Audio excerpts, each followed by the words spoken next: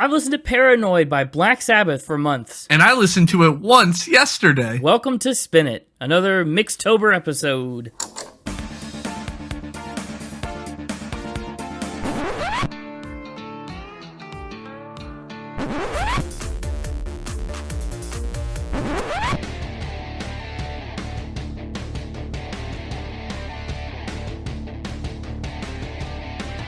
Hello, everybody, and welcome back to Spin It, the Record Ranking Podcast for people who would rather be listening to music. I'm James, and with me for another colorful episode, it's Connor. Howdy do. He did great. I thought I'd try something different than just hello. Yeah, that was good. Mixed it up a little bit. We're back. Last week we talked about Eminem and his horror movie kind of rap lyrics. This week we're keeping Mixtober rolling and talking about Black Sabbath, one of the quintessential and first heavy metal bands out there. Mm-hmm. Plus, it felt fitting, if we were going to do a Black Sabbath episode, it needed to be during Mixtober.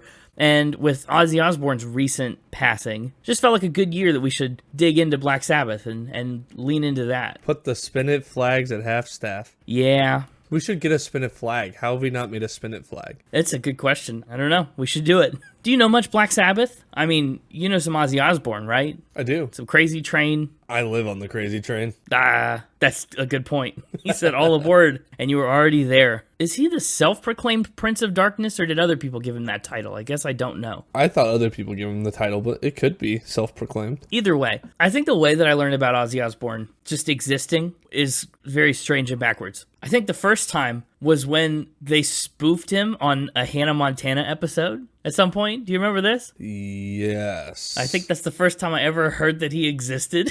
Yes. From Disney Really? Channel. Yeah. And then eventually I heard Crazy Train. And, I learned about Black Sabbath and biting the head off a bat and all that stuff. And eventually I got into it. But I feel like the first time anyone ever said the name Ozzy Osbourne and I was like, who? Was probably Hannah Montana. That's wild. Mm-hmm. But we got there. We got there eventually. Now I know a lot about Black Sabbath. Well, why don't you educate the rest of us? At least I know a lot more than I did. I can educate you. Black Sabbath was an English rock band from Birmingham, England. They were active mostly from 1968 up through 2017, a little 5-year hiatus in the late 2000s. Black Sabbath, I think, goes back earlier than I usually realize. And that's just because, it's like the granddads of heavy metal. They came first. I just typically think of metal in more of like a late 70s and 80s context. You don't think about 60s, early 70s? I don't think about much metal music coming about from a band that started in 1968. That's still rock and roll territory. Hard rock, maybe, but it's still lighter. Metal, heavy metal comes later. But sure enough, they were pioneers. Black Sabbath is one of those bands that's had a lot of members over the years, too. Kind of a lot of turnover. But the primary lineup and the founding lineup consists of guitarist and keyboardist Tony Iommi, bassist Geezer Butler, drummer Bill Ward, and of course, on the vocals and occasionally the harmonica, Prince of Darkness Ozzy Osbourne. Talk about being a geezer of rock, or whatever you said. The grandpas of heavy metal. Yeah, the grandpas of heavy metal. You got geezers. True. Also, I'm going to apologize in advance if at any point in this episode I flub and I call Tony Iommi Tommy Iommi. Because I wanted to do it all the time. I was like, no, stop. It's Tony. It's Tony. It's Tony. It's Tony. It's Tony. So, Anthony Iommi, if you're listening, I'll get your name right, I promise. Tommy Iommi, if you're listening, this isn't for you. I like Tani Iommi. Ooh, kind of in the middle. Yeah. Plus it rhymes, Tani Iommi. But it doesn't change any of the words. True. He's actually a junior. He's the second Tony Iommi. Whoa. Two Tony, two Iommi. Yeah. Well, there are other notable members of Black Sabbath over the years, including Deep Purple's Ian Gillan and Glenn Hughes. We talked about them in an episode in like the 160s. It's been a while, but Deep Purple, I really liked that episode. Tony Martin, Jeff Nichols, they've also been in Black Sabbath. Adam Wakeman, who's the son of Yes keyboardist Rick Wakeman, was in Black Sabbath. Whoa. Yeah, and lots more. Black Sabbath is just one of those bands with constant flux after about 1979. To date, there have been a total of, I counted like 38 Black Sabbath members over the years, which is a lot. Impressive. It is impressive. Imagine if, for their reunion show that they like recently did, they brought back Ozzy and stuff, and that's great. What if they brought back everyone who's ever been in Black Sabbath? Just 40 guys on the stage trying to play these songs. That'd be awesome. That's what I want. If we can get that from, Yes, from Deep Purple, someone, all these bands with a lot of members, resolve it. Get it resolved and get back together. And then get back apart, and then back together. Yeah, they're pretty good at that. But I'm only talking bands with a lot of members. Daryl Hall and John Oates, do what you do. Simon and Garfunkel, do what you do. It would be fun to see, 8 guitarists, 4 drummers, just like all these extra people playing the same parts, but like struggling to like play together. That'd be great. And it would sound awful, but so cool. There's a world record video out there where somebody got 1 billion people drumming to the Foo Fighters all at once. That's awesome. I think they're playing Learning to Fly,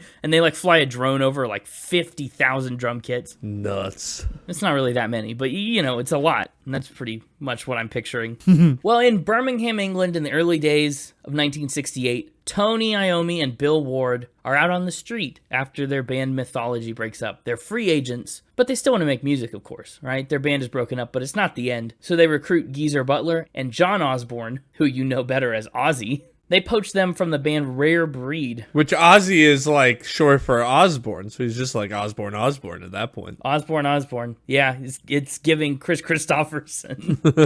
Man, but they found him because Ozzy, he put an ad in a music shop. He put up a little flyer that says, Ozzy Zig needs gig. And they said, oh, we have gig. And Ozzy said, great, I'm there. The band was briefly called the Polka Tulk Blues Band, which included a saxophone and a slide guitar. Wild. They shortened that down to Polka Tulk, and then they just scrapped the whole concept. They said, we're not going to be a polka band, and they called themselves Earth. And also, they did that by essentially lying to their saxophone and slide guitarist. They said, yeah, Polka Tulk really isn't working out. I think we're just going to break up. So it was great to have you, but yeah, the band's breaking up. Sorry, guys. And then they got back together in secret and made Earth without them, which I would have been pretty offended, especially when they started getting bigger. Well, Earth started recording and gigging around town, and after locking down a manager, they were off to the races. A little bit off to the races. There was a brief little stint where Tony left the band to try and join Jethro Tull for a while. Didn't last too long, but a very interesting crossover episode between these two bands. And also, Earth ran into a problem. As they started to get more popular, they realized that they were regularly being mistaken for a different English rock band called Earth. Can't have that. It's the Blink-182 problem. Another band called Blink. What do you do? Well, they're looking for names. They take a look across the street and see a movie theater. The marquee at this movie theater is advertising an Italian horror movie from 1963 starring Boris Karloff. The movie's called Black Sabbath, and they loved that as a song title. So Ozzy and Geezer wrote a song called Black Sabbath using what's called a tritone. You've heard of the tritone. It's a musical interval of whole steps. They call it the devil's interval. It's eerie. It's dissonant. If you need help like imagining what a tritone sounds like, it's the first 2 notes of the Simpsons theme. Oh. Yeah. You put those together and that's the devil's interval. So they write this song around that and it sounds eerie and unsettling. And so they took inspiration from horror author Dennis Wheatley and kind of some sort of horror dream about a sleep paralysis demon that Geezer had been experiencing. It's dark. It's kind of this unsettling new direction. And they really, really like this dark tone. They like this style. So they said, you know what? Let's just call the whole band Black Sabbath and kind of push all of our music in this horror film content set to music direction. Very, again, reminiscent of what we talked about last week with Eminem. But their music sounds a little more horror film inspired too, whereas Eminem just really did it with his lyrics. Their time as Black Sabbath officially began with a show on August 30th, 1969, and within 3 months' time they'd be signed to Philips Records. Their first song was a cover called Evil Woman, and boy did it not do so hot. The label basically said, hey, we signed you, we love you, we want you to make some music. We're going to give you 2 whole days in the studio to make a record. 2 days, of course, is not a lot of time to make a record. Iommi said, we thought we have 2 days to do it, and one of the days is mixing, so we played live. Wow. Yeah, and Ozzy was singing at the same time. They said they just put him in an isolation booth, and Tony said, we never had a second run of most of this stuff. So they just cranked through a record in 2 days. That hectic pair of days would become their eponymous debut album, which came out, appropriately, on Friday the 13th of February 1970. For a one-day recording process, it honestly did great. It went to number 8 on the UK albums chart, and in May, when it was released in the US, it climbed to number 23 on the Billboard 200 and stayed on the charts for more than a year. It was new and novel, right? Something nobody was doing at the time, and you know how much critics love novelty. Hint, they don't. Critics don't always like novel things. So they kind of dismissed the album, but audiences ate it up. What they didn't realize at the time, and we can realize with hindsight, is that they were listening to the birth of a genre, because that Black Sabbath album is very widely considered to be the first ever heavy metal record, which is awesome. So you've invented a genre. Great job. Then that means the pressure's on, because what you do next is really going to define and shape the way that that genre evolves. And so what Black Sabbath does next is their sophomore album that we're talking about today, Paranoid. Not even 5 months later, the band heads back into the studio with Roger Bain, who was the same producer that was on board for the first album. A lot of the songs on Paranoid were born out of these improvisational jams the band was doing while they were gigging and touring around after their debut. They had a standing gig in Zurich, Switzerland, and they would play, no joke, like 7 45-minute sets a day. And since they only had a handful of original songs, only one album's worth, they'd usually only play one song per set and then just jam on it for the 45 minutes that set was supposed to last, which is remarkable and ridiculous. Can you imagine playing the same song for 45 minutes straight? I do it all the time. I mean, I don't play it physically, but like I'll put the same song on. Yeah, I do believe that. I did actually one time listen for a 30-minute drive to only one song on repeat. Wow, what song was it? Who's to say? You don't even remember. Wow. Well, they're doing that. They're playing for 45 minutes and improvising a lot.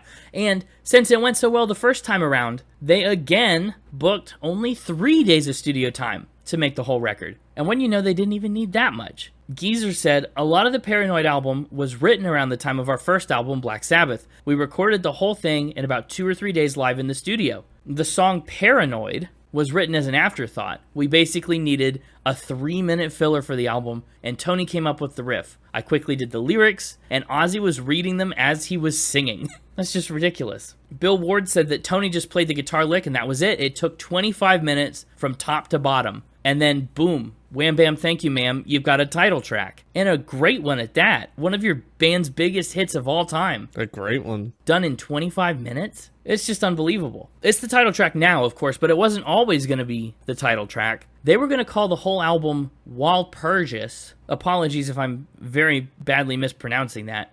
But that's a song that they wrote about the satanic equivalent to Christmas, right? And it's about how warmongers and people in power really wreck the world for their own gain. Very loaded song. And the label said, guys, I think Satanic Christmas is a no-go, so you should change the title. So they changed Walpurgis to War Pigs, and they kind of retooled it a little bit, still about people in power and corruption and warmongers. But then the label said, a war song? No, that's another no-go. You can't call the album a war song. You can call the album Paranoid. And the band went, fine, we'll do it. So yeah, the whole album got a title and the world got a pivotal track from a last-minute jam. It's just lightning in a bottle. That's cool. Mm-hmm. And the whole rest of the album was similarly, seamless. Geezer said it was a totally complete album. It wasn't forced, and the chemistry between the four of us was so fluid. I remember getting together to do that record, and we wrote literally everything immediately. Each song came together so easily and had such fire, and each time we would go into rehearsal, we'd come out with a completed song, which is crazy. He said, I think that's why this album is special, because of how naturally things came together. It was the most organic record that Sabbath, in any era, ever made, which is awesome. I think that makes it a fun album to talk about. Kind of unique perspective to get an album that the band it exploded out of them. Paranoid came out in the UK in September of 1970, made it to the US in January of 1971, and it didn't see a ton of airplay on the radio because, of course, plenty of novel stuff never does. Not like there was an outlet for heavy metal music at that time. But in spite of all that, Paranoid still climbed to number 12 on the US album charts, and tracks like Iron Man and War Pigs did pretty well. Iron Man itself ended up being the band's highest charting US single for literal decades. It ended up being one of the greatest and most influential metal albums of all time. Rolling Stone has put Paranoid as high as number 130 on its list of the greatest albums of all time, and it's certified 4 times platinum in the US for selling more than 4 million copies. But of course, as always with these dark albums, we talked about how Eminem got flack from people who took him too literally, and he got sued by his mom, and everyone was just trying to take down Eminem for the content of his lyrics. Yeah. Black Sabbath's no different. Yeah, if anything, they maybe had it worse. Probably, because they did it first, and the 1970s were a way different time than the 2000s. Yeah. Yeah, at one point in 1974, a woman overdosed on sleeping meds while listening to the album, and people tried to blame it on Black Sabbath, blame it on the record. Which, I read that she didn't even have enough in her system to be, like, conclusively a suicide and not an accident. So that's nuts. Yeah, but people just wanted someone to blame. Butler said if the moral majority don't understand it, they'll try to put it down or get other people to read all sorts of things into it. The moral majority of people picked up on the satanic part of it. He said most of it was about stopping wars and that side of it and some science fiction stuff. He said there wasn't that much satanic stuff. And what there wasn't exactly for the devil or anything like that. It was just around that time, and we brought it to people's attention. Which I get. I mean, a band name like Black Sabbath already probably predisposes you to certain critiques and associations with Satan. Does it? I guess. Just a little bit. Yeah. But honestly, I think he's right. There's not too much of that lingering or here on Paranoid. I think people are just paranoid about it. People are just paranoid about Paranoid. Mm-hmm. It's also worth noting that Paranoid saw a big flash resurgence in popularity upon Ozzy Osbourne's death this past year, and Paranoid entered or re-entered the charts, 19 charts worldwide to be specific, in 2025. Same for a lot of its singles. So there you go. It's got staying power. Of course, as a sophomore album, Paranoid is just one of the earliest steps in the beginning of a long and iconic story for the band. After Paranoid, they were able to tour the US for the first time in support of the record, and they finally got some perks from the label. They got more studio time, and they got a ton of drug money. So, you know, what are you going to do? They cranked out their next record, Master of Reality, in half a year. It was a top 10 record in the US and the UK, which was their highest charting at that time. And of course, the band would evolve their sound as their budget and their studio time grew. And by volume 4, the band was definitely in their heyday, said Bill Ward. By 1976, just 8 years after their founding, Black Sabbath would be on their 7th record. And then they'd be starting to have some fundamental shakeups. They added a keyboardist to the band. Ozzy had to leave the band and go to an asylum for a while. Mm-hmm. He decided to break away from the band kind of on a whim in 1977. And of course, by 1978, he'd be back. But then a year later, he was gone from 1979 to 1997. Yep. And he didn't leave. They fired him. You may also, of course, recognize his debut single from 1980. It's Crazy Train. Bill Ward said of that time, that post-1976 time, he said, we were destined to destroy each other. The band were toxic, very toxic. And that's where things really do get messy. Black Sabbath goes through 8 different vocalists through 1988. And there's no replacing Ozzy. I mean, you could try, but he's so unique, so one of a kind, and so deeply tied with heavy metal and Black Sabbath. And that's, I think, why they go through 8 different vocalists, is nothing's sticking quite the right way. And of course, Ozzy does basically come back from 1997 to 2017, though he did sit out for like a 5-year stretch where Black Sabbath kind of turned into its own spin-off band called Heaven and Hell. That was a little gimmick that they did to indicate that Ronnie Dio was the vocalist instead of Ozzy. They're like, yeah, we're still mostly Black Sabbath, but if you hear Ronnie Dio singing, we're Heaven and Hell. If you hear Ozzy singing, we're still Black Sabbath. Complicated and kind of strange. Very strange. Yeah. Anyway, by the time they announced that they were disbanding in 2017, Black Sabbath would release 19 studio albums and 8 live albums. Ozzy himself would do 13 solo studio albums. But of course, as we've already alluded to several times, tragically, Ozzy had a heart attack and he passed away on July 22nd, 2025, just 17 days after a massive farewell charity show called Back to the Beginning. That show was remarkable. It was the first time the original Black Sabbath lineup played together in more than 2 decades. And it was the first Black Sabbath show of any kind for 8 years. It was also a star-studded show, too. They had other acts on the bill like Metallica and Hailstorm and Tool, Anthrax, Rival Sons, Guns N' Roses, Steven Tyler, Billy Corgan, Sammy Hagar. They had a couple members of Judas Priest and Megadeth. Just kind of an unreal lineup. And if you missed it, they're making a concert film of the show that'll be released in early 2026. So you haven't missed that yet, assuming you're listening to this episode prior to early 2026. But yeah, Ozzy's death is obviously no small part of why I wanted to do the episode now, in this Mixtober. As for Black Sabbath's awards and accolades, what a band. They've sold more than 70 million records around the world. And again, they've just helped create, not influence, just create the entire genre of heavy metal. They were inducted into the Rock and Roll Hall of Fame in 2006 and the UK Music Hall of Fame in 2005, and they've won 2 Grammys on 4 nominations, including a Best Metal Performance for Iron Man, and they have a Grammy Lifetime Achievement Award for all the things they've achieved in their life. So that's what I've got on Black Sabbath. That's what I've learned, and it is a lot more than the spoofy parody that Jason Earls did in that one episode of Hannah Montana one time. You're saying those aren't comparable? No, I don't think those are comparable things at all. I think you just didn't get it. Probably not. I definitely missed the nuance at the time. Maybe it'd be funnier now if I went back and watched it. Probably wouldn't be. Yeah, and that's why I probably won't do it. Much more excited to play Factor Spin about Ozzy Osbourne and Black Sabbath. So let's get the Mixtaper out here and let's just do that instead. Hey, it's me, the Mixtaper. Hello, Mixtaper. All aboard for another round of Factor Spin. That's right. How's your Mixtober going? We're about halfway through it here. So far, so good. Love it. Yeah, it's been a pretty good Mixtober. Yeah, your Factor Spin scores reflect that for sure. Yeah. Well, we really only played Factor Spin on the Eminem episode. I am Mixtaper. That's good. What's the next lyric? Well, that's your job. I did lyric 1. Oh, we're going line by line? Yeah, but only for the first 2 lines. So your line is, I am Mixtaper. I'm going to go with, can he see or is he blind? Well, that's just not fitting at all. That's what the song says.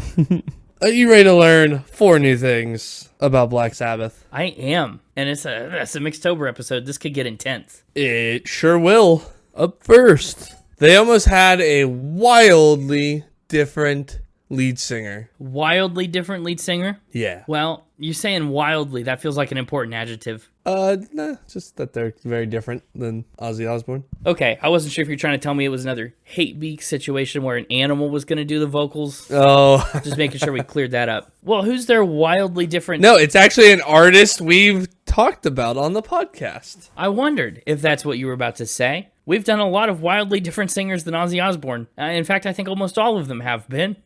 The majority of our episodes have been on not Ozzy Osbourne. Well, what kind of music does the lead singer that they almost had make? Let's see if I can figure it out. And to be clear, it's somebody we've talked about on the podcast, not necessarily somebody we've done an episode on. Okay, like Quincy Jones. Who's that? No.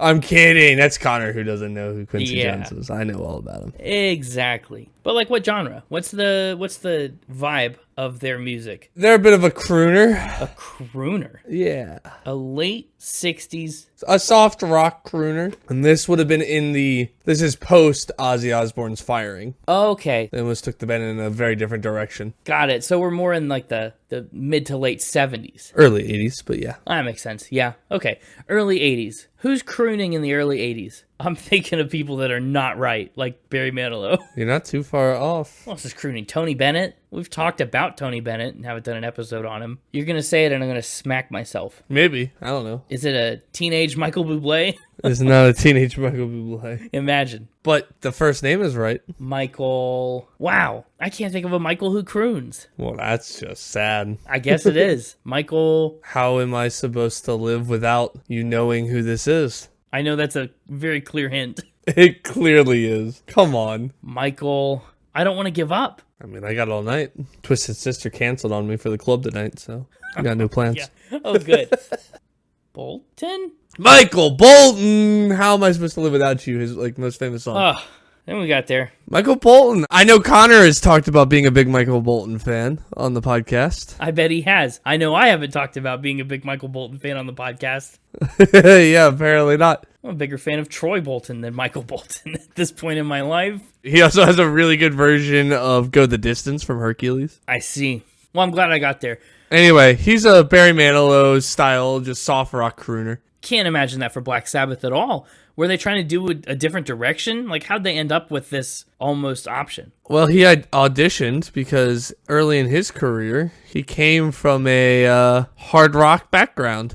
Oh, That's very interesting. And I guess I could see that. An early band that he was a part of before going solo even opened for Ozzy on tour at one point. So, he wasn't always the ballad belting crooner that everybody knows him for. No, I guess everybody's got to start somewhere. I just can't picture his voice in Black Sabbath style. I can't rockify him. Me neither. And so why did this fall through? Why didn't this work out? Someone else just get the gig? Ultimately, they didn't think he was the right fit and went with Deep Purple's Ian Gillan instead. How can you blame him? He was Jesus. But yeah, that's my fact for you. I guess I didn't even think about how ironic it is that Jesus from Jesus Christ Superstar went on to be in Black Sabbath. But hey. That is pretty ironic. More ironic than anything Alanis Morissette was singing about. That's true. You ever eat cake with a spoon? How about that? Ironic. Anyway, that's my fact for you. Michael Bolton, almost a member of Black Sabbath. I think this is He pauses. a fact, weirdly enough. Ooh, a fact. Yeah, I think I'll say this is true. It's interesting, suspicious, because Connor is a big fan of Michael Bolton. Mm-hmm. But that is a reason he maybe would find this, like it, and bring it. Mm-hmm. It's a bold one to try and make up. This is a true fact. Oh, yes. Give me that point. I needed that. Kind of hoping you'd think it was too tame for a Black Sabbath round of factor spin. Well, it is a little bit to start out, but I feel like I'm on to you. I wanted you to get your factor spin legs before I pulled the rug out from under you. What if I'm not standing on the rug? What then? Oops, all rug. You wish. Let's see. I don't even know where to go next. Yeah, we'll just make this the fact title. Ozzy Osbourne once snorted a line of live ants. That's so unhinged.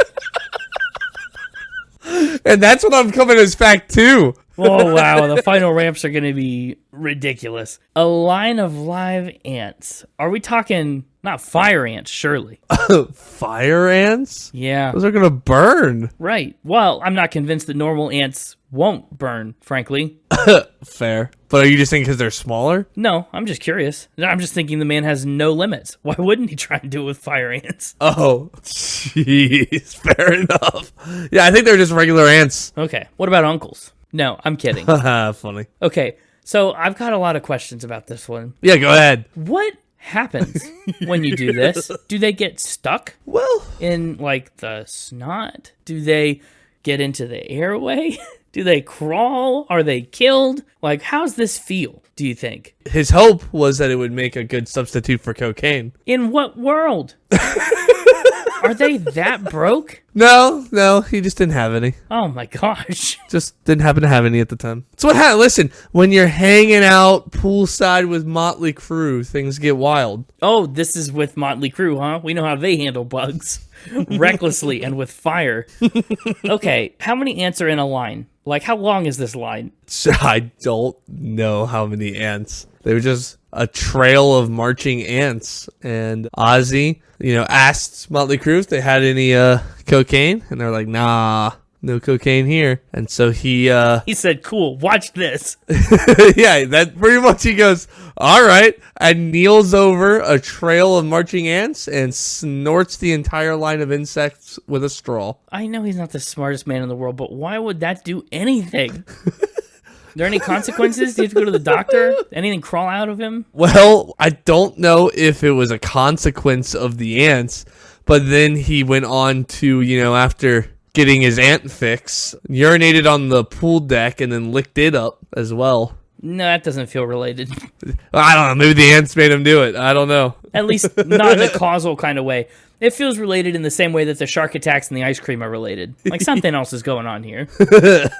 How can I believe this? And yet, how can I not believe this? You do. This is so ludicrous. I think this is a fact. Gross. Awful. Going with fact. Surely somebody's done this. And if somebody's done it, it's probably been Ozzy. So you're saying it's a true fact that Ozzy snorted a line of ants with Motley Crue and then licked up his own urine. Well, the licking up, that's a whole different thing. But it's a part of this fact. But I guess I'm sticking with fact. I'm not saying Motley Crue is a good influence on him. In fact, maybe he's a bad influence on them. Maybe that's why they're so bad with roaches and bugs. This is a true fact. Oh my gosh. Of all the ones to get right. Ew. Yeah. Even imagining the feeling makes me want to go like light my insides on fire. Some details I left out of the original round, but are still also true. So he's hanging out poolside with Motley Crue, right? That's one way to kickstart your heart. Yeah.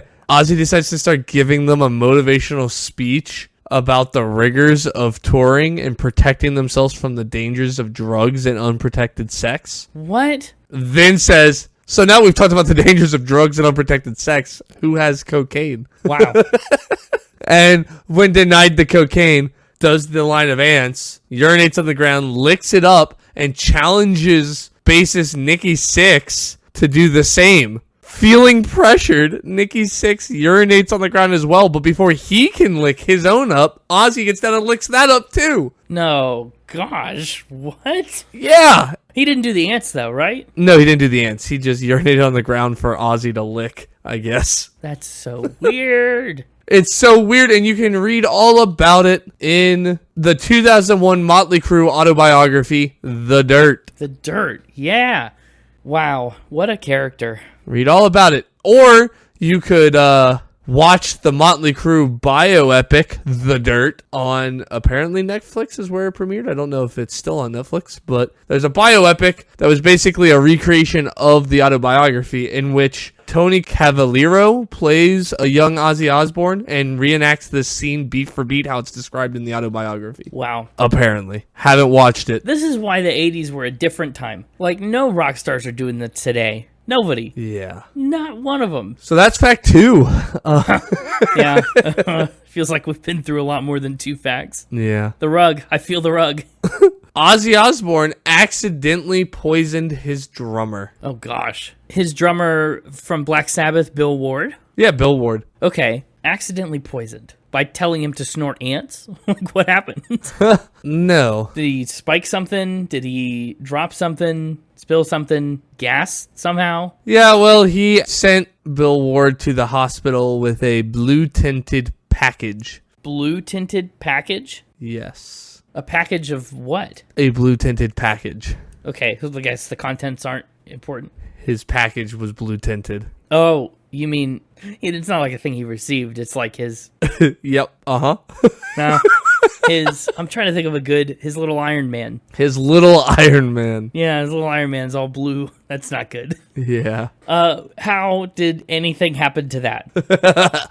Well, you know, they were all living together in the LA mansion in the early 1970s during the coke-fueled creation of Volume 4. Sure. Those ants, man. Yeah, and Bill and Ozzy were up on the balcony of the mansion, relieving themselves, taking a little bathroom break off the balcony. Okay, off the balcony. Yeah. Okay. When Ozzy's eye caught a stray aerosol can nearby. Uh-huh. And he thought it'd be really funny while Bill was in a compromised position to give a spritz to his nether regions. With a random aerosol can? Yeah.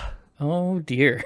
What was in the aerosol can? I actually don't know what was in it, but Ozzy sprays him with it, and instantly Bill lets out a blood-curdling scream. Yeah. And collapses unconscious. What? Oh, all of him. The pain knocked him out. Instantly. The pain was so much it knocked him out. Oh my gosh, that's horrific. Yeah, it knocked him out, and he toppled over the railing and rolled down a hill. Ah, what? Everything all out there. At this point, Oz gets what's in his hand and notices a giant warning label that says, "Warning, do not spray on skin, highly toxic." Clearly. Oh, no. Highly toxic. And so, rush him to the hospital. What do they have to do? Yeah, well, I mean, it swelled up and turned bright blue. He survived and didn't lose it. So, you know, I don't know. I don't know what happened once he got to the hospital. I don't know how you treat that. Carefully, I think. Oh my gosh. This is awful. These are awful facts. Yeah, I think this one is also a fact. Well, you don't think I'd make up poisoned little Iron Man? Yeah, I don't know if you would make that up. And also, I mean, we're establishing a pattern of behavior for Mr. Osbourne at this point, so. We sure are. It's not like, I don't think I'm going to say he's the most careful planner in moments like this. He's not the most consequence-focused individual. This is A true fact. Oh no. Ow. Ugh. Awful. He fell over the railing. It really could not have gone worse. Yeah. I would have left the whole band. I said, I'm done. You can call me names. You can jump out and scare me. You can do whatever you want. If you're getting some poison all over me and I'm rolling down the hill, All over my Iron Man. all over my little Iron Man. Like, I just can't imagine how painful it must have been to, like, immediately pass out just from getting something sprayed on you. I want to know what it was so I can never, ever, ever have it. I don't want it within 100 yards of my dwelling. Goodness. Yeah, we're ramping up. And now for our final ramp. I'm prepared to be amazed. Richard Branson's fish had a bad Christmas. Oh, no. No, not right after the Radiohead episode. The last bad Christmas fact was when Tom York kept koi out in a koi pond, and then it froze over, and he didn't oxygenate the water, and they died. What's Richard Branson's fish Christmas like? Yeah, well, okay, it wasn't really Christmas, but that's just how I think I referred to dead fish now. Which is strange, but sure. What do you want to know? Well, I want to know what happened. Well, it was in 1983. They were in the middle of recording sessions for the Born Again album, and the band stayed over at Richard Branson's estate. Okay. So Black Sabbath is hanging out with Richard Branson. Yeah. Richard Branson, the English business magnate. The entrepreneur, yeah. He's a billionaire. Founded Virgin Atlantic Airways, Virgin Trains, Virgin Cola, Virgin Cinemas. Mm-hmm. Singer Ian Gillan decided to sleep outdoors in a tent because he wanted fresh air to help his voice. He thought fresh air was good for his voice. Sure, probably, maybe is. I don't know. So he's sleeping with the fishes. Yeah, he's sleeping outside by the pond, by Richard Branson's pond, which is coincidentally filled with some prize koi fish. I don't think that's a coincidence. I bet he did it on purpose. How fortuitous that this koi pond is full of koi. I just meant that it was koi both times. Oh, sorry. That's kind of what I was meant by coincidence. I know what you meant. I'm just being coy. Stop it. I hate it. I hate how smugly you said it, too. So he's sleeping next to the koi pond. Yeah, he's sleeping in a tent, not like right next to, but Left next to. near enough. But the rest of Black Sabbath decides to go out to the pub. They leave him. He's alone with the fish, And when they come back, a little inebriated, as they would. as one does from the pub. Yeah. And they had this great idea to take some of their pyrotechnics and plant them around his tent. Oh my gosh. They bury a bunch of fireworks around Ian Gillan's tent. Yeah. Near the koi pond. Well, near-ish. Near-ish. Outside. There's a koi pond on the premises, and he's sleeping in a tent on the premises. Sure. And the explosives go off. You know, they set him off to wake him up and scare the life out of him. Yeah, absolutely. And the poor singer's tent was launched into the air. Whoa, with him inside? He was not in it at the time when it was launched. Well, they picked a bad time to set it off. Well, I assume they probably woke him up planting them. I can't imagine they were quiet about it. Well, that's true. But the story is not Ian Gillan dies in fiery explosions, so I assume he was not in the tent. Well, yeah. Yeah. And there's a big boom from all the pyrotechnics going off, a big old explosion. And the shockwave from the blast resonates across his estate and, you know, into the water of the koi pond. Yeah, shakes him up. Nobody thinks anything too much of it, you know, it's middle of the night. Next morning, they look at the pond and there's all the fish are floating belly up. Yeah. The shockwave from the blast killed them. That's ridiculous. How big of a blast do you need to have to do that? I don't know, but it was loud enough that a local church started a petition against the band. That, like, there was like a church nearby that, because of this incident, was like, "Hey, enough of these guys. Let's start a petition." Honestly, it's good of them to at least wait till they were personally affected by the band. I think a lot of churches just saw Black Sabbath and read the rest of the track list and went, absolutely not.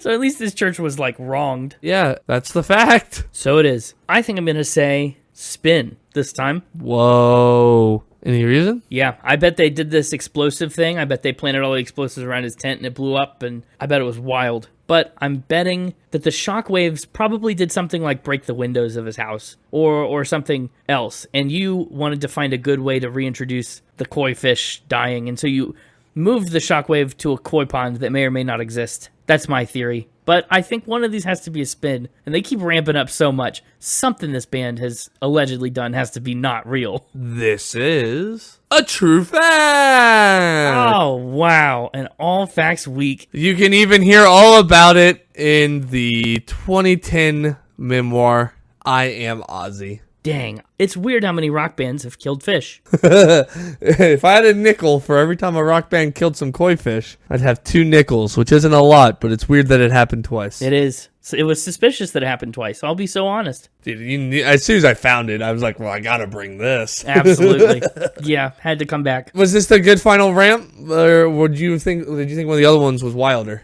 I mean, I didn't know which order to go with. Poisoning, ants, or explosive fish. I think this is a good final ramp because it was the surprise of it's such an improbable fact recurring. Yeah, that's what I thought. I'm not going to complain about 3 out of 4, though. And 4 really interesting facts. Yeah, see why I had to start you with something really tame? It's like, oh yeah, Michael Bolton almost joined the band. Yeah. Maybe he should have. I can't imagine Michael Bolton doing any of this stuff. Maybe he would have mellowed them out a little. Maybe they would have amped him up. Or they would have corrupted him, one of the two. Yeah. I've heard, if there's one thing I know about Michael Bolton, I've heard he'll go the distance. So. He was just trying to find where he belongs. Yeah. And it was not with Black Sabbath. No. For the better or for worse. Well, that does it for me on this episode of Fact or Spin. Well, his real name is Michael Bolton, like with an extra O. Anyway, yes, that does it for you on this round of Fact or Spin. Mixtaper, it's been a pleasure. Hope you enjoy another week or 2 of Mixtober. Of course I will. It's my time of year. It's my special month. That's true. I've been rocking out to the 13s, all your playlists. It's a good 13. It is. We'll see you next week for more Mixtober-y facts and spins. And until then, protect your koi fish. And yeah! No doubt. They're in jeopardy all the time. Welcome back, Connor. Koi fish are just hard to keep alive. I mean, we've had 2 rock bands do it. Michael Scott does it in The Office. Well, they don't die when he steps in the koi pond. They stay fine. Doesn't he kill one? I thought he killed one and had to pay for it. I don't remember. I think he killed one and had to pay for it. Dang. That's not the reason I don't have a koi pond, but that could be a reason I don't have a koi pond. Dude, imagine having a koi pond. I'd start with the yard. How much money does it take to have a koi pond? What's the cost of a koi pond? Hold on. Oh, I searched cheap koi pond, and this one is $219. This one's $100. If you get an above ground koi pond, they're so cheap. This one is $14,000 I'm seeing. This one's made of canvas, and it's $77. Oh. You can put your koi fish in a sack for less than $80.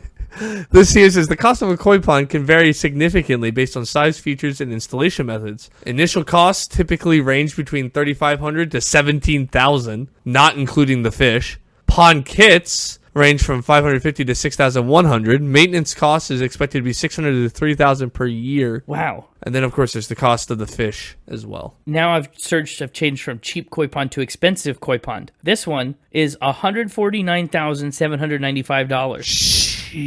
It's 20 feet by 25 feet. That's huge.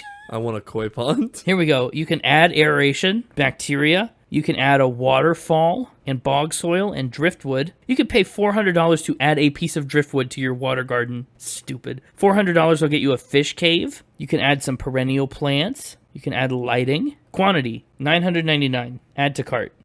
Oh, can't do $999. $999 what, fish? Koi ponds. $999 20 by 25 foot koi ponds. In fact, I can't even do one. They're sold out? Oh, no. I don't think it's sold out so much as the website will not allow you to purchase this, which is for the best. I don't want to just drop $149,000 willy-nilly. Put it on my credit card.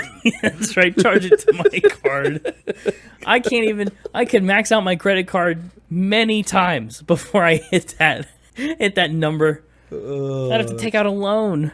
So album art. Anyway, let's talk about this album art. Let's take a look at it. It's a blurry man with a sword running at you in an atrocious font. What a time. You know, given that the original album title was tending more towards War Pigs, that's what this cover was initially supposed to be. Oh. They said, we're going to make an album called War Pigs. Here's a man kind of dressed like a pig in pink running at you with a sword. And a shield. And a helmet. He's safe. And a helmet. He's safe, of course. Very good at protecting the noggin. But then when the label said, you got to change War Pigs to Paranoid, the band said, okay. But they just kept the original concept for the cover. It was too close to the release to make any changes, and here it is. Paranoid. I'd be paranoid too if this man started chasing me. What? Yeah, there's 3 of them. Right. He's coming fast, too. Look how fast he's running. Running.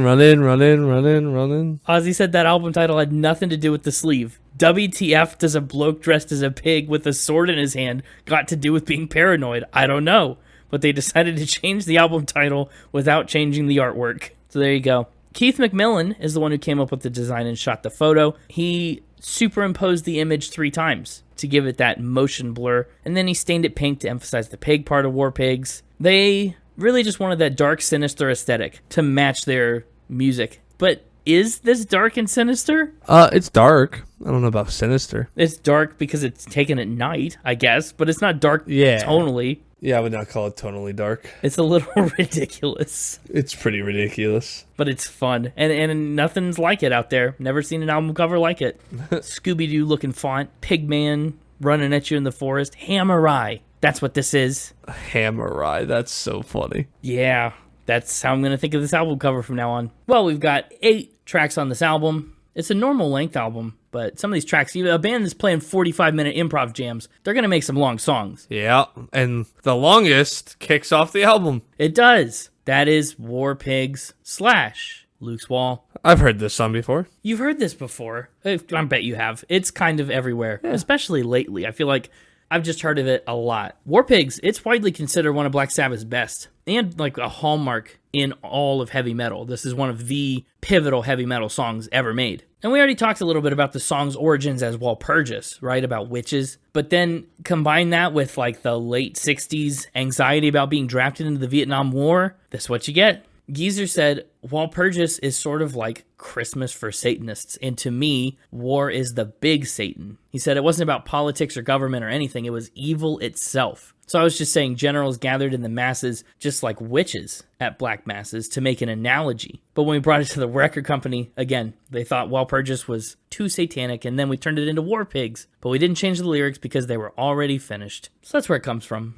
What do you think of the song and the sound and the style? It's so good. It is. They have such a unique guitar tone that's like very signature for them on this album and beyond. I took a class on like modern rock music and the evolution of music, and my professor we talked about Paranoid and how Ozzy's voice, like he chose to sing these heavy metal songs in a higher register, honestly higher than a lot of like pop music at the time. And that kind of influenced the whole direction of heavy metal, singing in high-pitched voices. Look at what we did a few weeks ago with Def Leppard, right? That kind of whole genre of glam metal with high-pitched singing is born from the stuff that Ozzy's doing, and he starts right here on War Pigs. And an album ago, he did it on the Black Sabbath album too. But it's the first time we're getting a taste of it. And he's got such an interesting voice. I like that they kind of do some hits with the guitar and then leave him a ton of space to just kind of sing over nothing, sing into the void. I just like the guitar, the drums. They work so well together, which is so funny because I have so many lineup changes, but... Not yet there weren't. Yeah. This is the album that just fluidly ran right out of them. Sure. Like you said, lightning in a bottle. Yeah, absolutely. The drums are really cool. They kind of give us a fake start right before poisoning their brainwashed minds, and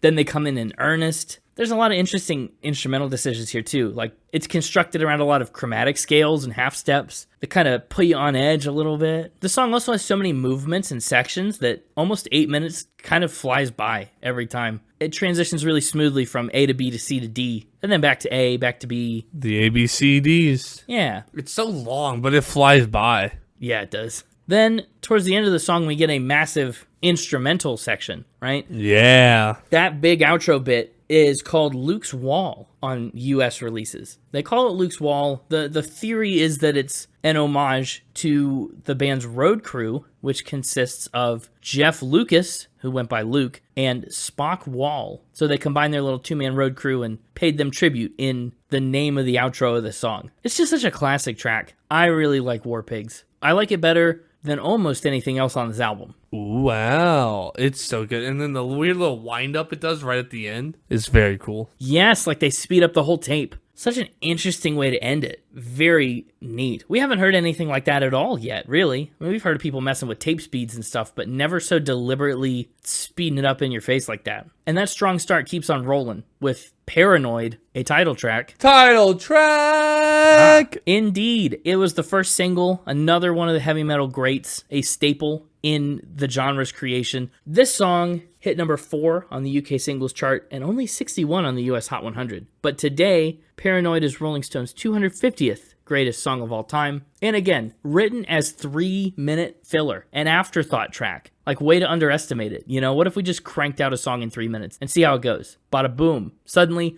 1.4 billion streams on Spotify, title track of the album, genre defining, ridiculous. Tony said I started fiddling about on the guitar and came up with this riff that makes up Paranoid. He said when the others came back from lunch, we recorded it on the spot. Geezer also said basically it's just about depression because I really didn't know the difference between depression and paranoia. He also said it's a drug thing because he said when you're smoking a joint, you get totally paranoid about people. You can't relate to people. There's that crossover between the paranoia you get when you're smoking dope and the depression afterwards. So that's where paranoia kind of exists thematically and lyrically. Partially mental health, partially drug use. This may be my first real understanding of who Black Sabbath and therefore Ozzy Osbourne is. Really? Say more. It's up there. I mean, it's this or it's something like Crazy Train, right? Which isn't really Black Sabbath. Mm-hmm. Just like what your first exposure? Yeah, well, because it's something I brought up a lot. It's on Guitar Hero 3 Legends of Rock. It's true. Yep. No surprises there. And I played the heck out of that game. This is always a fun one to do. It feels like a perfect song for Guitar Hero. What's interesting about this song is we talked about how Walpurgis has this chromatic scales and stuff. Paranoid has a lot of major chords, which is so interesting. It's not something you usually think about with dark type music. They find a good way to work with that and kind of leverage that in an interesting way. It's so awesome, man. To sit down and write a song like this in 25 minutes, that infuriates me. How can they do that? It's so good. It's very good. And he's reading these lyrics as he's singing them. Like he's karaoke style knocking this song out. And it's so, what a remarkable vocal talent. I mean, he's a weird guy, right? We could talk about all of his questionable personal decisions, right? And antics. He's a weird guy. But gosh darn if the guy can't sing. Like, he is quite a musician and a vocalist. He's really got an ear and a knack for this music. Absolutely. He's just one of the best that's done it. You probably would be hard-pressed to find many better metal vocalists than Ozzy. I think it's likely that Paranoid could end up as my playlist pick. Maybe yours, though. I don't know. Maybe not yours. Maybe neither of ours. That's so interesting because you said you thought you liked Warpigs better than most anything else on the album. Paranoid might be the lone exception to that, but I would give Warpigs the edge over probably everything, even the popular ones like Iron Man. And we've kind of been on, like, Warpigs and Paranoid have kind of a similar energy level to them, right? Kind of a similar style. Planet Caravan is a real departure. It kind of marks like the 1/3 point in this album, and it's so intangible. It's so floaty. This song is how it sounds when you let go of a balloon. That's a good way to describe it. Yeah. It's so quiet you almost don't even hear when it starts. Geezer said the song is about floating through the universe with one's lover, which to me kind of sounded like thematically, like Deep Purple's Space Truckin', but lovier. And it's like your space truck has run out of gas. Geezer said we just came up with that in the studio, and it was really laid back, and we didn't want to come out with the usual love crap. So it was about floating through the universe with your loved one instead of let's go down to the pub and have some chips or whatever, just taking a spaceship out to the stars and having the ultimate romantic weekend. And I'd say yes, that's a far cry from let's go to the pub and have some chips in terms of the romance level. Guys, fellas, take notes. Skip the chips. If you want to win her heart, take her to space. Skip the chips. Yeah, well, I mean, to be fair, you could have my heart if you took me to space. Forget her. You have my heart if you bought me some chips. Hey, sell your heart pretty easily. How about expired cake? I've got standards. Oh, okay. That's such an interesting song. Wow. At one point, Tony Iommi plays a reversed and reverby flute underneath the pianos. I mean, I can see why he would maybe have been a good fit for Jethro Tull, but like, listen to this whole song. It's weebly and wobbly and just so amorphous. There's like bongos that kind of happen throughout. Recording this song must have been a breeze, because like, how do you even play most of this stuff? You just hold down buttons on a synthesizer and smack the bongos a bunch. The flute part's pretty cool, though. It's maybe my favorite part of the song, favorite element of the song. Ooh, and fun trivia, Planet Caravan was a song chosen in 2020 as a wake-up for SpaceX's Dragon Crew on the day of their launch. they woke the crew up to Planet Caravan. We had a spin about a song like that not too long ago, right? Not Daft Punk, I don't think, but a different one not too far in the past. That was a wake-up song on a shuttle mission or something. Yeah. Who was that? I don't know. We'd have to bring the Mixtaper out. It's a good thing I'm not an astronaut. This song would not wake me up. Under no circumstances. Like, I have to already be 2/3 or more awake before Planet Caravan gets me out of bed. I was going to say, I have been in the room with you when your alarm goes off. And even like an actual alarm doesn't wake you up very fast. Yeah, Planet Caravan ain't going to get it done. I might wake up if you started playing Iron Man in my ear, though. Because, yikes. You make something start going beep, beep, beep, and I'm like up by like the second beep, you know? Yeah, you're a 2-beep guy? You were like, yeah, let it just be for a couple minutes before I stir. Well, it's very clearly not a conscious decision. It's an unconscious decision. Mm-hmm. And then is that really a decision at all? Well, let's talk about Iron Man. Not Bill Ward's little Iron Man, the real full-size guy. And also, not Tony Stark. This song has nothing to do with Marvel and Tony Stark, even though they did use it in the end credits of the film. Well, of course, you have to. You have to, yes. Iron Man is a song that I heard in parody long before I heard the real thing. That's probably the order that it goes. It probably goes Hannah Montana spoofing Ozzy. Then it goes all our friends singing the parody about the Ice Cream Man instead of Iron Man. Yep. In like middle school. Then it was hearing Crazy Train and Paranoid and War Pigs. Then it was digging into this whole album. Remarkable. Iron Man went to number 52 on the Billboard Hot 100, which was their highest charting track in 1972. Man, this song, once again, it's the classic tale. Tony's playing a heavy metal guitar riff, and the whole band goes, dude, that rocks. We like that. When Ozzy heard it, he said that the sound of it was like a big iron bloke walking about. So they called the song, very Britishly, Iron Bloke. And then they de-Britished it to Iron Man, which I think is fair. It does sound like a big iron bloke, just lumbering about. Iommi himself said it was like someone creeping up on you. So they take these Iron Man lumbering vibes and they turn it into an apocalyptic time travel narrative. This guy goes to the future, he sees the end of the world, witnesses it firsthand, and then when this time traveler comes back to now, to the present, to warn everyone what he's seen, he goes through some kind of vortex, he gets turned into metal, and everyone laughs at him. They make fun of him and they mock him, and he decides to get very, very mad about it. He retaliates against humankind, and then causes the very apocalypse he tried to warn everyone about. Mm-hmm. Real catch-22. Another real ironic moment. Pun intended. Yeah, it's one of those like self-fulfilling prophecies. Yeah, a paradox. So you hear that beginning where Ozzy's talking as the character of Iron Man? Yeah. And his voice sounds all robotic and ridiculous. People speculated how he got his voice to sound that way. And do you know how he did it? Ants? No, he didn't snort any ants. Although, I gotta say, I guess that's apparently a reasonable guess. If you wanted to get your voice to sound like that, what would you do? Ants? No.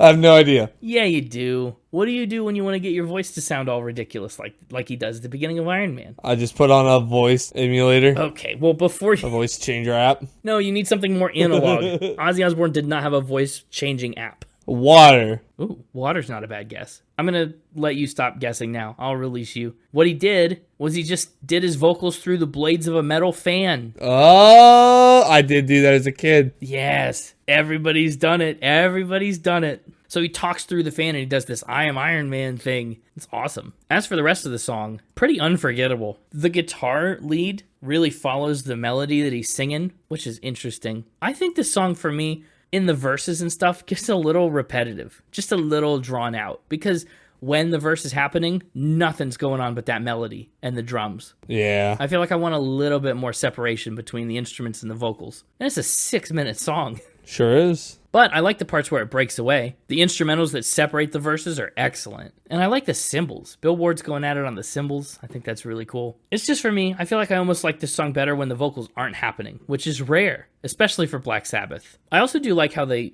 make that post-apocalyptic narrative vague. They don't really like spell it all out. They just say, oh, he was turned to steel in the great magnetic field. Like that you can fill in the gaps from the lyrics, but it doesn't just spoon feed it to you. Vengeance from the grave kills the people he once saved. Kind of a negative, scary song to put at the end of the Iron Man movie. Honestly, it's not very Tony Stark of him.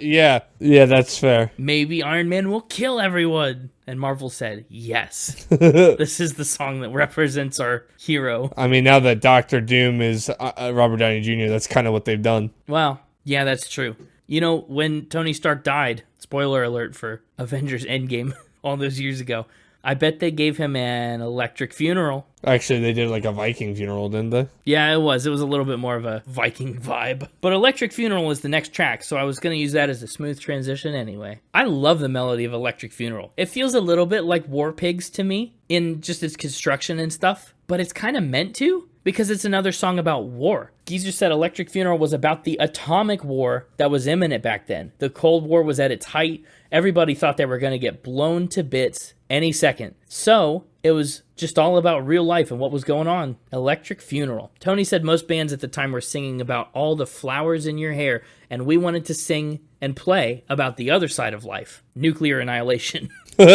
I like the wah-wah kind of pedal on this. Wah-wah. Yeah, really good texture. And for some reason, the following the melody thing happens again here like Iron Man. They still walk down on those chromatic intervals. Doesn't really bother me as bad on Electric Funeral. Maybe it's just because it mixes it up drastically in that middle section. Buildings crashing down to Earth's cracking ground. That's such a nice change in pace and energy for the whole song. I'm sorry, is there maybe a chance that there's a weird concept, like not concept album, in the sense that like the band did it intentionally, but like a retroactive concept album about Iron Man, the Marvel character, and his movies kind of following the songs on this album? Oh man, the Concept King is at it again, huh? Well, it's just, you know, Tony Stark starts as like a war pig in a way, right? Yeah, he's a warmonger selling weapons. He's working in the defense industry. He's just warmonger, selling weapons to both sides. Yeah. Right? Stark rockets blowing everyone up. Then he gets a bit paranoid. He goes through his paranoid era during Age of Ultron, right? Oh. Wants to put a suit of armor around the world. Yeah, he does. Planet Caravan's a hard one, but of course there's Iron Man. No, maybe you're ahead of the game a little bit. Planet Caravan kind of feels like when he shoots that missile out into space at the end of Avengers 1. And then he's floating around up there in space. Oh, you're right. And then he comes back down and, you know, the whole I am Iron Man. Yeah. That's the end of the first movie. But you know, saving the world from apocalypse is Iron Man. He gets all scared. Yeah, but then Iron Man, right, all about time travel and trying to prevent the apocalypse. And brings about the ending. Like an Endgame where he dies. That he's about to destroy. Yeah. He dies and then has an electric funeral. And then now he's back as Doom as we move into the track Hand of Doom. Well, that was totally an accident. They had no way to know anything about that. But you know what? It's all part of the grand design. We're 2/3 of the way through the album, and it holds up. I'm excited to see how they tie in Rat Salad. Yeah, I'd rather not know. Oh, wow.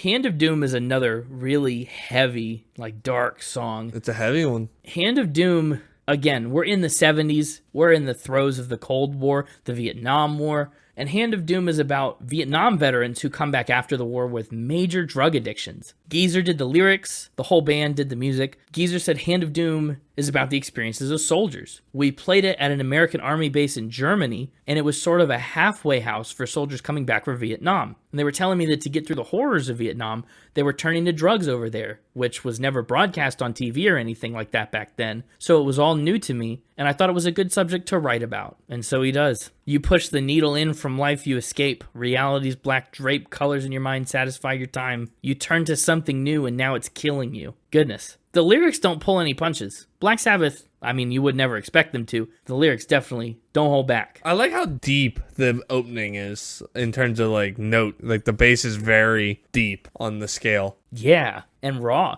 It's easy to miss if you don't really crank it up a little bit. Yeah. I think on the whole album, Hand of Doom is the bass's biggest moment to shine. Yeah, it shines. It is the Hand of Doom. Ooh. I like that he kind of jumps an octave here, starts really hollering some of these lyrics. We get another mid-song complete vibe change. You know you must be blind to do such things like this. Whole different feel than the beginning of the song. Black Sabbath is great about making really smooth transitions between really like disparate segments of song. They kind of stay in that high section for a while and then they slow it back down at the end. They do. It's a 7-minute song, but just again, the ways that they mix it up. This one, I feel the length. Yeah, a little bit. No, I feel the length on this one. The rest of them fly by. Well, I definitely feel it more than on War Pigs and more than Iron Man and stuff, but I still don't think it's egregious. I do like the around the 4.5 minute mark portion of Hand of Doom. Yeah. That's probably my favorite section. Love a good guitar solo. You know me. I can't imagine 45 minutes of this, though. I'm listening to that solo again. I'm just thinking, imagine you go to the club, you're in Zurich, out for a night on the town, you go to the club, and then Black Sabbath is here, and you're like, cool, this band rocks. And they rock for the first, 15 minutes. And then there's a half hour more of their set. And you're like, are they still playing the same song? Like, oh, okay. But funny enough, that is a skill that they translated into some of their stuff and paid homage to on the next track. Much shorter, Rat Salad. Rat Salad is an homage to those 7-hour jam sessions. In those days, Geezer said that Bill Ward would spend a whole 45 minutes doing a drum solo just to get rid of that 45 minutes.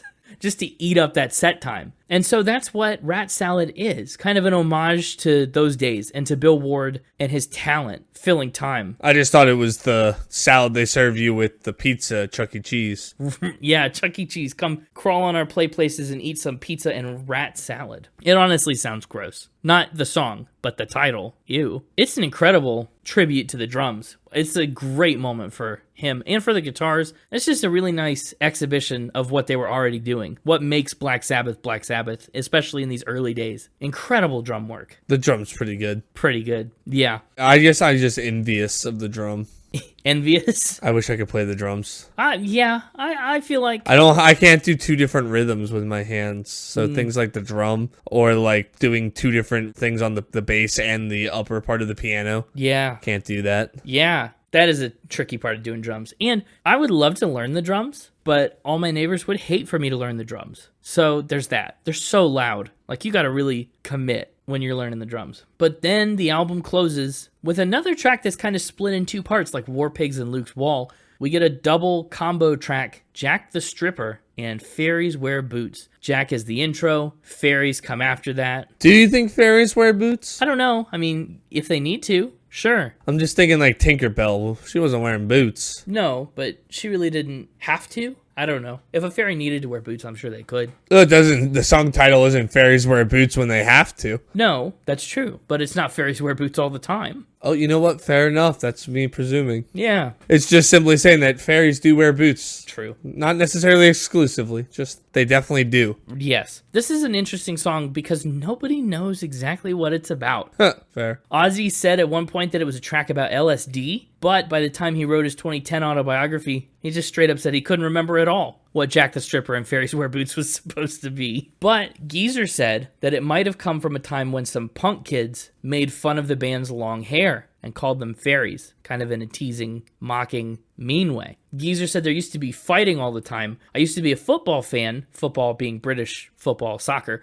He said I'd go down to watch the Villa, Aston Villa. He said I had long hair at the time. Then this one day the skinheads, or hooligans, turned on the people with long hair, even though we were fans too. So after that, I couldn't go down there.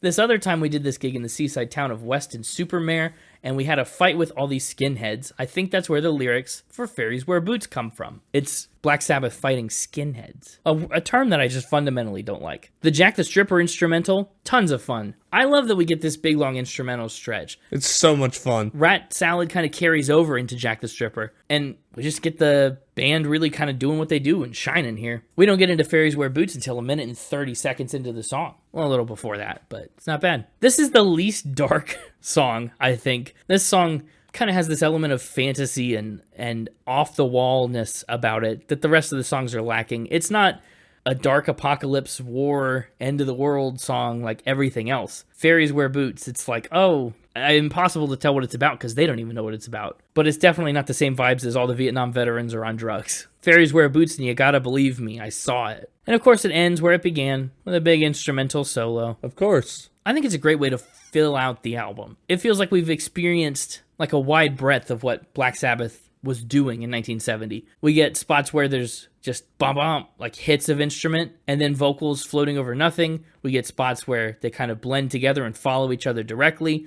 Fairies Wear Boots and stuff feels more like a normal song where they're separated but happening all the time in a more persistent kind of way. Planet Caravan is just ambient and floaty. Like, we get a little bit of everything here in these 8 tracks. They do a good job at diversifying. But that's a final spin thought. So I suppose it's time for final spin. I guess it is. For me, given the music on Paranoid, pretty strong 85. Tough to judge an album that's at the genesis of its genre, but I think a lot of these songs end up being really memorable. Planet Caravan isn't much melodically to write home about, but the rest of these songs are all very distinct, and they all kind of stick with you in a really solid way. Lyrically, I'm giving the album an 83. They come out with a vengeance. They've got something to say, and they say it. Nothing's off limits. It's a really candid look at the dark side of the world. It's not all flowers and daisies or whatever they said on Electric Funeral. It's much darker than that. They don't shy away from any of the, tough truths of life. So an 83 on the lyrics there. 86 on the instruments and production. They have a pretty strong, consistent sound that they leverage in a lot of really compelling ways. Not to mention, I really respect that they turned this whole album out from nothing in 3 days. Sat down and recorded and mixed and edited everything in 3 days. Ridiculous. So an 86 there,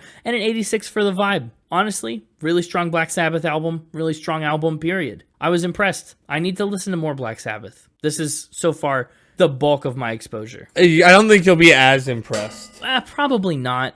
I mean, this is the Black Sabbath album, right? Which is why I picked it for Mixtober. Yeah, I mean, 4 of the tracks from this album are, in their top 10 greatest hits of all time. Yeah, it's going to be tough to top. But still, I mean, never hurts to explore. And sometimes deep cuts surprise you, you know? Sure. Sometimes what's popular is not always what they do best. They being, not Black Sabbath specifically, they being any band out there that has popular music. Overall score for Paranoid, I'm giving it an 85.7. Lands it on the list at number 346, top 350. It ends up above Taylor Swift Midnights and below Metallica and Master of Puppets. An album that I think is, in a lot of ways, kind of similar to this one. Obviously, same genre. But even in terms of subject matter and just even guitar tone, the production feels very kind of the same. You could draw a lot of parallels between Master of Puppets and Paranoid. But it ends up just a little below it. 346. 85.7. How about you? How'd you like Black Sabbath, you Guitar Hero playing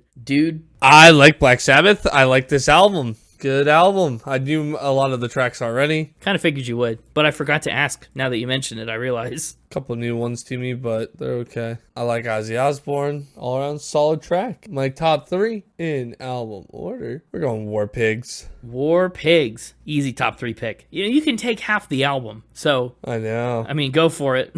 I know what you're going to take. We're going Paranoid. Yep. What do you think my honorable mention's going to be? Well, because there's 3 obvious picks. What do you think my honorable mention is? That's true. I think you're skipping Planet Caravan. You're fully picking Iron Man. And I think you're honorably mentioning... Oh, I'm torn between Electric Funeral and Rat Salad, but I think you're honorably mentioning Electric Funeral. Close. I am definitely skipping Planet Caravan and taking Iron Man. Yep. But my honorable mention goes to Hand of Doom. Oh, I ruled out Hand of Doom because the length got to you, and I thought that would sway you away from a honorable mention. Yeah, it did. The length gets to me, but there's some good sections in there. And so I think it's worth a honorable mention. Yeah, there are. But the length is kind of what keeps it out of... Because I almost could have honorable mentioned Iron Man because of the repetitiveness. True. But if Hand of Doom was a little shorter. Yeah, okay, that's fair. They kind of exist in the same space. Yeah. Both played by Robert Downey Jr. I get it. As for my score, it's getting an easy 9 line of ants. Wow. Oh, wow. Or 9 ants in a line. You're going to want more than 9 ants. 9 ants isn't even going to give you a buzz. No, that's if you do bees. I'm not convinced 90 ants is going to give you a buzz, but definitely not 9. They'll give you a tingle. 9 ants in a line. You just gotta make sure you get fire ants, like you said. Yowzers. Yeah. That was his problem. That's where he went wrong. I think that's, if anything, where he went right. And probably about the only place he went right. 9 is really strong. I kind of thought when you said easy, I was like, it's probably an easy 8. And it would be a stretch to give it a 9. But easy 9. I'm surprised. Pleasantly so. But surprised. 9 surprises you? A little bit. Yeah. I guess I'm not as familiar with where you stand on heavy metal, and especially early heavy metal. I know you like some hard rock from time to time. I tend to like some hard rock. I can do some heavy metal lifting, as long as it's not too heavy. As long as it's not literally physical. Yeah. Plus, this is their best foot, so I could have maybe seen giving it an 8, but unless we're saying Black Sabbath just isn't a 9 band at all, this is the one that's got to get the 9. Yeah, if this doesn't get a 9, nothing from them can. That makes sense. Exactly. And so the fact that I was on the edge, I just went ahead and gave it to him. I was feeling benevolent. Yeah, that is Mixtober. It's seasonal. It's thematic. This album's 55 years old, so. But in my 9s, it is going to be a slightly lower 9. It is going to go right above Phantograms 3. Okay. Below Tina Turner feels right. She's so good. Yeah, she's so good. That's a reasonable spot for it. Yeah, so unit, score, top 3. I think I'm done. No, you're not done. We need a... Oh, playlist pick. Yeah. I thought you were joking for a minute. I'm actually gonna take... I'm either taking Paranoid or War Pigs, and it sounds like you're taking the other. So do we just want to lock those 2 in? Yeah, those would probably be what I'd take. Yeah, I think we go back to back. 1, 2. We took the 2 album title tracks. Yeah. The almost and the actual. What might have been and what was. Perfect. Maybe picking War Pigs as the title was what caused the apocalypse that Iron Man was trying to prevent. Oh, yeah, maybe. Well, that's going to do it for this Mixtoberific episode. Stay tuned for one more week of Mixtober next week. Mixtoberific. What a word. Thank you. I'm glad you like that. We got one more Mixtober week coming at you next week. Very interesting stuff. I'm excited to get some thoughts on. But, you got to wait 7 days for all that. In the meantime, if you want more Spin It, make sure you like, subscribe, and follow in all your feeds. Check it out, all our back catalog. We got a couple Mixtobers under our belts right now. You can find us on social media, at SpinItPodOfficial on Instagram and at SpinItPod on X. And of course, you can always visit our website, www.spinitpod.com. Tell a friend. There's several wild ways I can take to tell a friend this week. Yeah, that's true. Tell a friend who you think would forgive you if you sprayed them with toxic spray canisters. Oh, man. You're asking a lot of your friends. Yeah. You gotta find somebody that you really trust. Somebody with a good heart, willing to forgive. And with good health insurance, willing to pay for your treatment. Yeah. Don't actually do it. No, please don't actually do it. Find somebody that you think would be willing. We should say also, yeah, we don't endorse ant snorting or Please don't. crotch spraying or anything like that. We do support trying out for bands that you might want to be the lead singer of. Might as well. But we also don't support koi killing or tent exploding. We definitely don't support killing fish. Yeah. There, now it's on the record. And there's nothing else to be said. It's on the record. They can quote us. Yep, except... Keep spinning. Ozzy Osbourne is an anteater.